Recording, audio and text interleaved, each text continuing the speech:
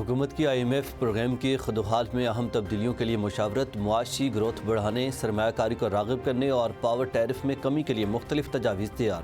ذرائع کے مطابق بے روزگاری، غربت، ٹیکس رعایت اور پالیسی ریٹ میں کمی کے لیے بات چیت جاری ہے۔ حکومت IMF سے پرائمری بیلنس اور صوبائی بجٹ سرپلس کے اہداف میں ریلیف کی درخواست کرے گی۔ مالیاتی گنجائش پیدا کر کے معاشی گروتھ کو فروغ دینے کے لیے مختلف اقدامات کیے جائیں گے۔ وزارت خزانہ نے وزیر اعظم شہباز شریف کو ریلیف اور گروتھ کے لیے تجاویز بھجوا دی ہیں۔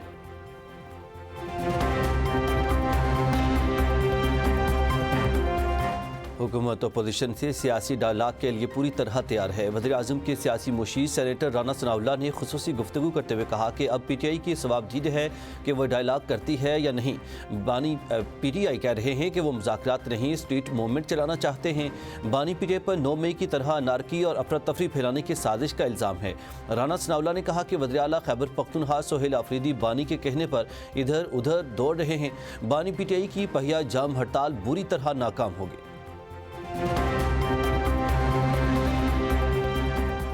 پنجاب کی بیٹی ڈٹ جائے تو صوبے کی تقدیر بدل سکتی ہے۔ خواتین نہ صرف پنجاب بلکہ پورے پاکستان کی طاقت ہیں۔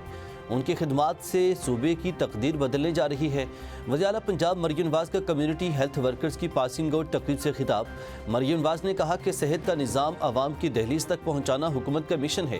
اب حکومت خود چل کر عوام کے دروازے تک پہنچے گی۔ مریم نواز سے عالمی سطح پر معروف داماد گروپ کے اعلیٰ سطح وفد کی ملاقات۔ وزیر اعلیٰ کی گروپ کو پنجاب میں سرمایہ کاری کی دعوت۔